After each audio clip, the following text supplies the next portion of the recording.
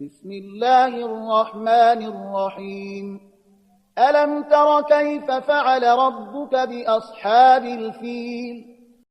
به نام خداوند بخشنده مهربان. آیا توجه نکردی که پروردگارت با فیل سواران چه کرد؟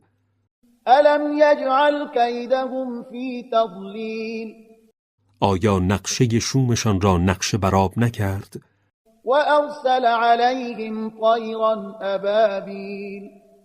و به سوی آنان دسته دسته پرندگانی نفرستاد و بر ایشان مسلط نکرد؟ ترمیهم بحجارة من سجیل. که آنان را با کلوخ‌هایی مورد هدف قرار می‌دادند. فجعلهم كعصف مأکول. در نتیجه آنان را مانند دانه‌ای که